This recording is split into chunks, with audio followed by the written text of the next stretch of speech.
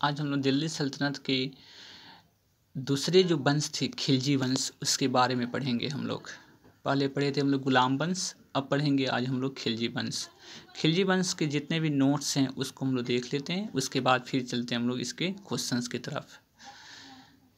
चलिए इसके कुछ नोट्स हैं उसको देखते हैं। जलालुद्दीन खिलजी ने 1290 में खिलजी वंश की स्थापना की थी। जलालुद्दीन खिलजी ने 1290 में खिलजी वंश की स्थापना की। इसने अपना राजाभिषेक 1290 ईस्वी में कैकूबाद द्वारा बनाए गए अपूर्ण किलेखोरी किलूगढ़ी में महल में करवाया था। Doctor A.L. श्रीवास्तव के अनुसार जलालुद्दीन खिलजी दिल्ली का प्रथम तुर्की सुल्तान था। जलालुद्दीन खिलजी दिल्ली का प्रथम तुर्की सुल्तान था जिसने उदार निरंकुशवाद के आदर्शों को अपने सामने रखा। जलालुद्दीन जब दिल्ली का सुल्तान बना तब उसने अलाउद्दीन को अमीर तुजुक का पद दिया और अपनी पुत्री का विवाह अलाउद्दीन से किया। मलिक रज्जू के विद्रोह को दबाने में महत्वपूर्ण भूमिका का कारण अलाउद्दीन खिलजी को कड़ा मानिकपुर की सूबेदारी प्राप्त हुई। अलाउद्दीन दिल्ली का पहला सुल्तान था जिसने धर्म पर राज का नियंत्रण स्थापित किया। उसने अपने आप को यामीन उल खिलाफत नासिरी अमीर उल मुमनीन बताया। वह उलेमा वर्ग के प्रभाव से मुक्त रहा। अलाउद्दीन खिलजी एक महत्वाकांक्षी सुल्तान था। उसने सिकंदर द्वितीय सानी की उपाधि धारण की और उसने अपने सिक्कों पर अंकित करवाया। अलाउद्दीन का प्रसिद्ध सेनापति जफर खां मंगोलों के विरुद्ध लड़ता हुआ मारा गया, जो अपने समय का श्रेष्ठ और साहसी सेनापति था। पद्मिनी राणा रतन सिंह की पत्नी थी। अलाउद्दीन खिलजी ने के मेवाड़ की राजधानी चित्तौड़ पर आक्रमण के दौरान राणा रतन सिंह की मृत्यु हो जाने के कारण रानी पद्मिनी ने जौहर कर लिया था। पद्मिनी की कहानी पर आधारित 1540 ईस्वी में मलिक मोहम्मद जायसी द्वारा लिखित काव्य पुस्तक पद्मावत है। अलाउद्दीन के शासनकाल के प्रारंभ में कुछ विद्रोह हुए। इन विद्रोहों के कारणों पर विचार करके अलाउद्दीन खिलजी ने इसे समाप्त करने के लिए 4 अध्यादेश जारी किए। पहले अध्यादेश के अनुसार उपहार, पेंशन, दान में प्राप्त भूमि आदि व्यक्तियों से वापस ले ली गई और सरकारी अधिकारियों को सभी व्यक्तियों से अधिकाधिक कर लेने का आदेश दिए गए। दूसरे अध्यादेश के अनुसार गुप्तचर विभाग का संगठन किया। तीसरे अध्यादेश के अनुसार मादक द्रव्यों, शराब और भांग आदि का प्रयोग तथा जुआ खेलने पर रोक लगा दी गई। चौथा अध्यादेश के द्वारा सरदारों और अमीरों की दावत, विवाह संबंधों पर प्रतिबंध लगा दिया गया। इस 4 अध्यादेश उन्होंने जारी किया। अलाउद्दीन के आक्रमण के समय देवगिरी का शासक रामचंद्र देव था। 1296 में देवगिरी का शासक रामचंद्र देव ने अलाउद्दीन के सफल आक्रमण से बाध्य होकर उसे प्रति वर्ष एलिचर पू की आय भेजने का वायदा किया था, परंतु 1305 ईस्वी अथवा 1306 ईस्वी में उसने उस कर को दिल्ली नहीं भेजा, जिस कारण 1307 ईस्वी में अलाउद्दीन ने मलिक कफूर के नेतृत्व में एक सेना देवगिरी पर आक्रमण करने के लिए भेजी। राजा रामचंद्र देव युद्ध में पराजित हुआ और उसने आत्मसमर्पण कर दिया। अलाउद्दीन ने रामचंद्र देव के प्रति सम्मानपूर्ण व्यवहार किया और उसे रायन की उपाधि दी। 6 माह पश्चात उसे 1 लाख सोने का टक्का और नौसारी का जिला देकर उसे राज्य वापस भेज दिया। 1312 ईस्वी में मलिक कफूर ने रामचंद्र के पुत्र शंकर देव के विरुद्ध भी एक अभियान का नेतृत्व किया। मलिक कफूर को अलाउद्दीन ने अपने गुजरात विजय के दौरान प्राप्त किया था। मलिक कफूर को कब अलाउद्दीन ने प्राप्त किया था? गुजरात विजय के दौरान प्राप्त किया था। इसे 1000 दिनारी भी कहा जाता था। अलाउद्दीन पहला सुल्तान था जिसने भूमि की पैमाइश कराकर लगान वसूल करना आरंभ किया। अपनी व्यवस्था को लागू करने के लिए अलाउद्दीन ने एक पृथक विभाग दीवाने मस्तक खराज की स्थापना की। अलाउद्दीन के परंपरागत लगान अधिकारियों खुद मुकद्द चौधरी से लगान वसूल करने का अधिकार छीन लिया था। उसने सारे विशेषाधिकार समाप्त कर दिए गए। उनकी भूमि पर से कर लिया जाने लगा और बाकी अन्य सभी कर भी लिए गए, जिनके कारण खूत जमींदार और बलाहार साधारण किसान में कोई अंतर नहीं रहा। अलाउद्दीन का राजस्व और लगान व्यवस्था का प्रमुख उद्देश्य एक शक्तिशाली और निरंकुश राज्य की स्थापना करना था। उसने उन सभी व्यक्तियों से भूमि छीन ली जिन्होंने वह मिल्क राज्य द्वारा प्रदत्त इनामी संपत्ति, इनाम, इदरात, पेंशन तथा वक्फ आदि के रूप में मिली थी। फलतः खालिसा भूमि अधिक पैमाने पर विकसित हुई। अलाउद्दीन खिलजी ने उपज का 50% भूमिकर के रूप में निश्चित किया। अलाउद्दीन खिलजी भारत का प्रथम मुस्लिम शासक था जिसने भूमि की वास्तविक आय पर राजस्व निश्चित किया था। अलाउद्दीन ने बाजार नियंत्रण या मूल्य नियंत्रण की नीति अपनाई। अलाउद्दीन ने अपने बाजार नियंत्रण की सफलता के लिए कुशल कर्मचारी नियुक्त किए। उसने मलिक कबूल को सहना बाजार का अधीक्षक नियुक्त किया। बर्नी इन बाजार सुधारों के उद्देश्य मंगोलों के विरुद्ध एक विशाल सेना तैयार करना और हिंदुओं के विद्रोह के विचार न पनपने देना बताता है। सल्तनतकालीन शासक अलाउद्दीन खिलजी ने सार्वजनिक वितरण प्रणाली प्रारंभ की थी। अलाउद्दीन खिलजी द्वारा लगाए गए 2 नवीन कर थे। घरी कर, जो कि घर और झोपड़ियों पर लगाया जाता था, और चराई कर, जो दुधारू पशुओं पर लगाया जाता था। 1306 के बाद अलाउद्दीन खिलजी के समय में दिल्ली सल्तनत और मंगोलों के बीच सीमा रावी नदी थी।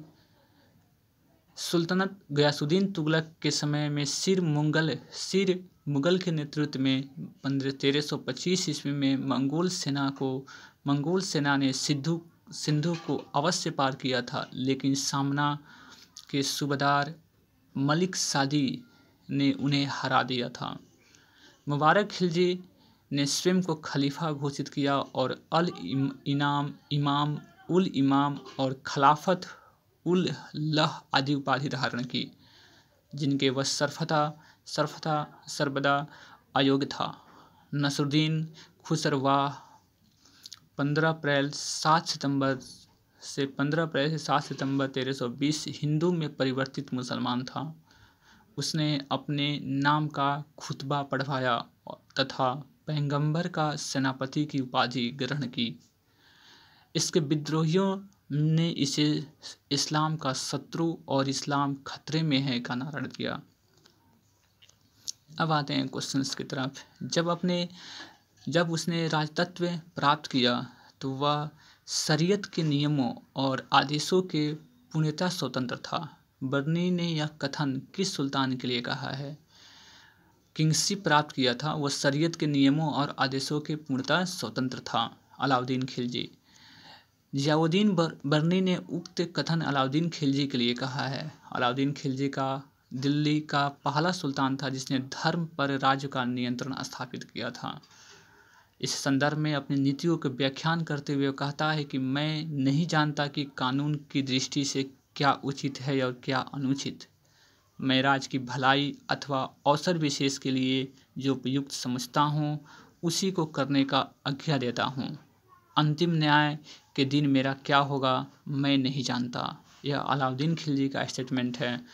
अलाउद्दीन खिलजी ने राजपद राजपद के विषय में बलबन के विचार को पुनः जीवित किया। वह राजा की सार्वभौमिकता में विश्वास रखता था। वह पृथ्वी पर ईश्वर का प्रतिनिधित्व मात्र है। उसने अपनी शक्ति की वृद्धि के विषय में खलीफा की अनुमति लेना आवश्यक नहीं समझता। इसलिए उसने खलीफा से अपने पद का मान्यता प्राप्त करने के संबंध में कोई याचना नहीं की। वह कौन सुल्तान नया धर्म चलाना चाहता था, किंतु उलेमा लोगों ने विद्रोह किया तो अलाउद्दीन खिलजी ने अपना नया धर्म चलाना चाहता था। अलाउद्दीन खिलजी एक महत्वाकांक्षी सुल्तान था। उसने सिकंदर द्वितीय सानी की उपाधि धारण की थी। उसने अपने सिक्कों पर अंकित करवाया था। वह संपूर्ण विश्व को जीतने की अभिलाषा रखता था और साथ ही एक नवीन धर्म चलाने की भी, किंतु अपने वफादार मित्र और कोतवाल अलाउल मुल्क की सलाह पर उसने अपना विचार त्याग दिया। दिल्ली के किस सुल्तान ने सिकंदर सानी की मनोपाधि धारण की थी? तो कि अलाउद्दीन खिलजी ने। अलाउद्दीन खिलजी की प्रसिद्ध सेनापतियों में किसकी मंगोलों के विरुद्ध लड़ते हुए मृत्यु हो गई थी? तो जफर खां को। देखिए, जफर खां आपको अलाउद्दीन खिलजी का सेनापति था जो मंगोलों के विरुद्ध लड़ता हुआ मारा गया, जो अपने समय का श्रेष्ठ और साहसी सेनापति था। जफर खां के शौर्य और भारतीय सेना की दृढ़ता से मंगोल अत्यधिक प्रभावित थे। रानी पद्मिनी का नाम अलाउद्दीन के चित्तौड़ विजय से जोड़ा जाता है। उनके पति का नाम क्या था? तो रानी पद्मिनी का आपको पति का नाम राणा रतन सिंह था। पद्मिनी की कहानी पर आधारित 1540 ईस्वी में मलिक मोहम्मद जायसी द्वारा लिखित काव्य पुस्तक पद्मावत है। इसके अनुसार पद्मिनी चित्तौड़ के राजा रतन सिंह की अत्यंत सुंदर और विदुषी पत्नी थी। अमीर खुसरो ने सुलेमान और रानी सैबा के प्रेम प्रसंग का उल्लेख अपने ग्रंथ में किया था। मलिक मोहम्मद जायसी ने कब किया था? 1540 ईस्वी में। किस में? तो पद्मावत में। और उसने अपने संकेतों में अलाउद्दीन की समता सुलेमान से तथा पद्मिनी की तुलना सैबा से की थी। संभवतया इसी के आधार मानकर मलिक मोहम्मद जायसी ने पद्मावत की रचना की और राणा रतन सिंह की रानी पद्मिनी की कहानी बनी। ये दो स्टेटमेंट हैं। स्टेटमेंट के बारे में हम लोग समझते हैं। अलाउद्दीन के दक्षिणी अभियान धन प्राप्ति के अभियान थे। ये दक्षिणी राज्यों को कब्जे में करना चाहता था। तो देखिए, ये सही है। आपको दक्षिणी अभियान को धन प्राप्ति के अभियान चलाया था, लेकिन कब्जा नहीं करना चाहता था वो। Doctor KS. लाल ने लिखा है कि धन की लालच और गौरव की लालसा ने अलाउद्दीन को दक्षिणी के सभी राज्यों पर एक के बाद एक आक्रमण करने की प्रेरणा दी। दक्षिण भारत के इन राज्यों पर आक्रमण करने का अलाउद्दीन का उद्देश्य धन और विजय की लालसा ही थी। उनके आंतरिक नीति में हस्तक्षेप नहीं था। वह इन दक्षिणी राज्यों को अपने कब्जे में नहीं करना चाहता था। अलाउद्दीन खिलजी के आक्रमण के समय देवगिरी का शासक कौन था?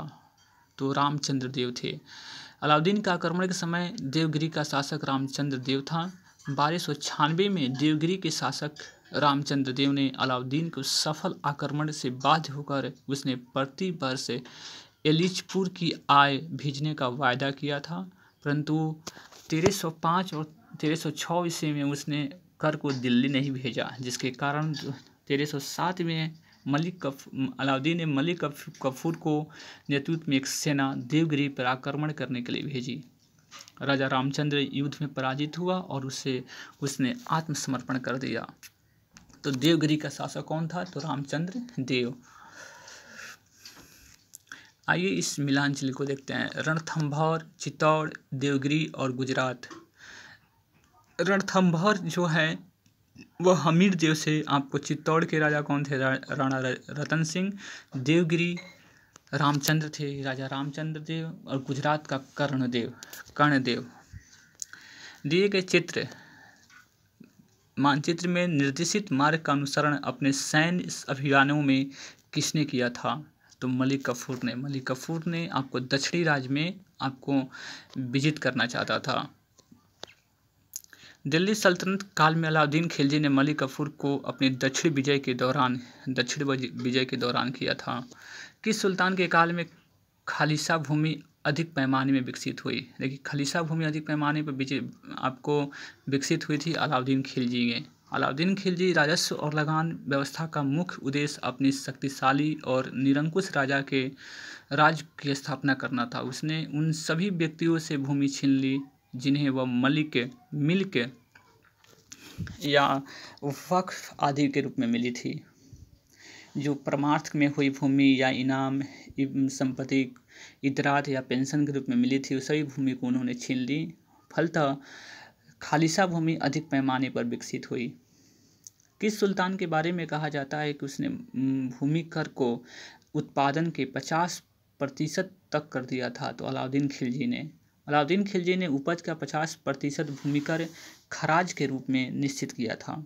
अलाउद्दीन खिलजी भारत का प्रथम मुस्लिम शासक था और इसने भूमि की वास्तविक आय पर राजस्व निश्चित किया था। इसने भूमि की पैमाइश कराकर लगान निर्धारित किया था। अलाउद्दीन ने 2 नवीन कर, मकान कर और चराई कर लगाए थे। चराई कर किसके लिए था? आपको दुधारू पशु के लिए। मकान कर था मकान और झोपड़ी के लिए।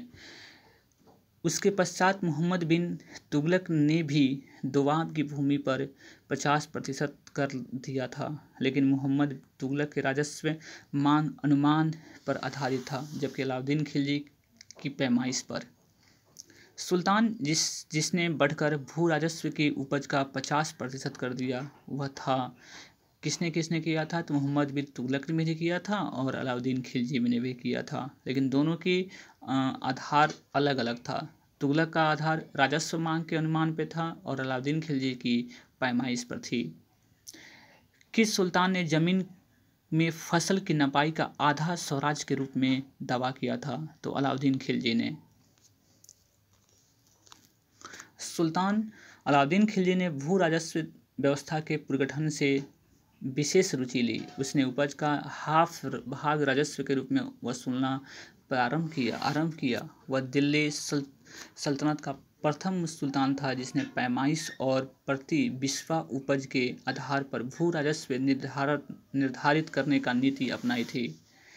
सुल्तान मोहम्मद बिन तुगलक ने केवल दोआब की उपज का आधा भाग राजस्व के रूप में वसूलने का आदेश दिया था। किसानों के विद्रोह के कारण कालांतर में उसने राजस्व वृद्धि का यह आदेश वापस ले लिया।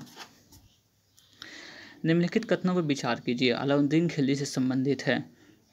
तो आपको उसने कष्ट जमीनों की पैमाइश के बाद जमीन की मलगुजारी वसूल की, बिल्कुल सही है। और आपको उसने लगान व्यवस्था की पूरी तरह सल्तनत में लागू किया, लगान व्यवस्था को नहीं। उसने प्रांतों के गवर्नरों के अधिकार को समाप्त किया, बिल्कुल सही है। तो 1 और 3 इसकी ऑप्शन बिल्कुल सही है। अलाउद्दीन के लगान व्यवस्था संपूर्ण साम्राज्य में समान रूप से लागू नहीं की जा सकती थी।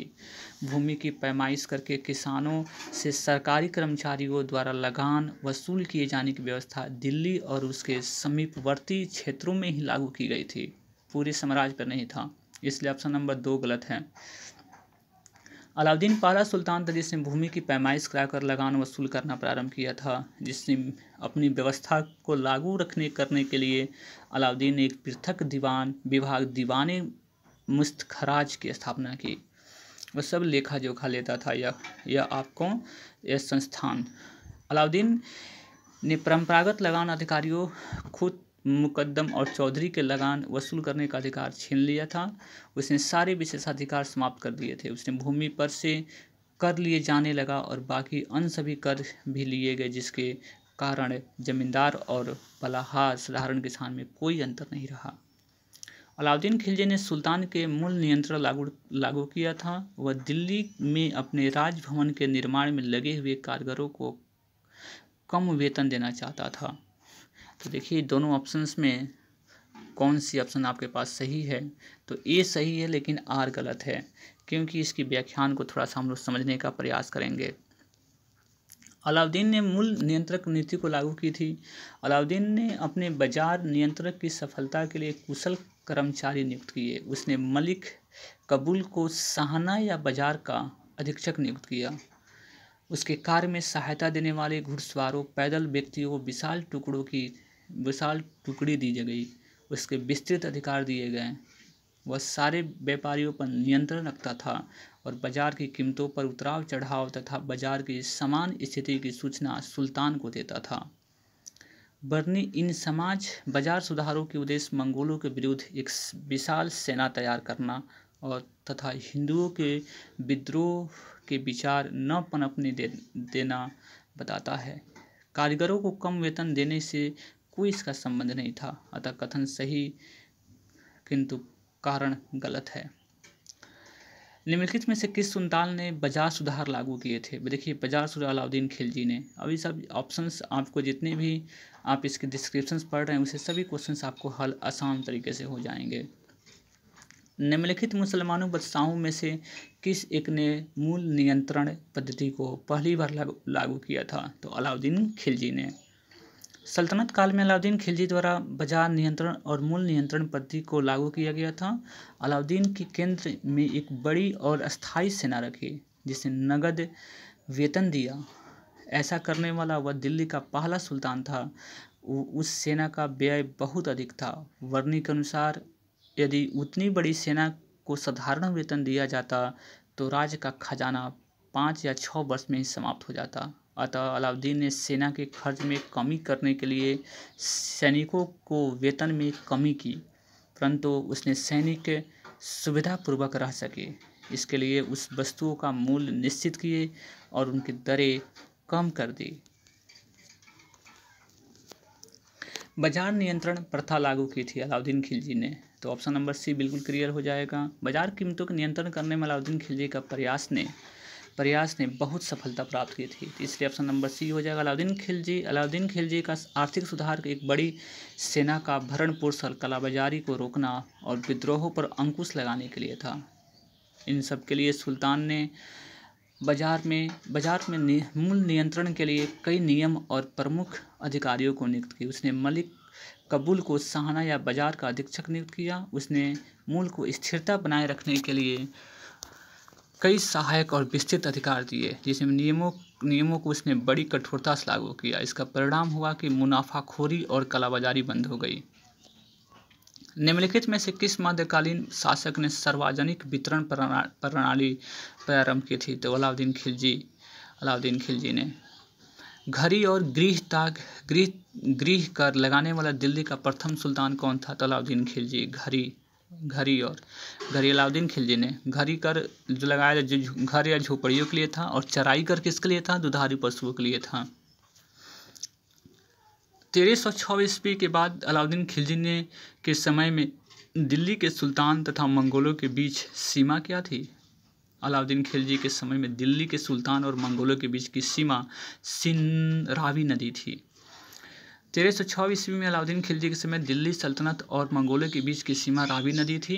1206 में कबक के नेतृत्व में मंगोल आक्रमण हुए, जिसमें रावी नदी के तट पर मलिक कफूर और गाजी मलिक द्वारा रोक दिया गया था। रावी नदी मंगोल और खिलजी साम्राज्य की सीमा बन गई थी। कौन से सम्मिलित नहीं है? तो देवगिरी शंकरदेव बिल्कुल शासक था। होयसल वीर वल्लाल और मदुरा वीर पांड्या। वारंगल गलत है, वारंगल और रामचंद्र देव नहीं थे। अलाउद्दीन खिलजी दक्षिण भारत पर आक्रमण करने में देवगिरी का शासक था रामचंद्र देव। रामचंद्र की मृत्यु के बाद उसका पुत्र शंकरदेव शासक बना। तेलंगाना का काकतीय वंश का शासन था। यहाँ का शासक प्रताप रुद्र देव द्वितीय था। इसकी राजधानी वारंगल थी। शेष अन्य विकल्प सही सुमेलित है। तो चलिए हम लोग अब हमने खिलजी वंश के बारे में हम लोग पढ़े। नेक्स्ट टॉपिक हमारा रहेगा तुगलक वंश।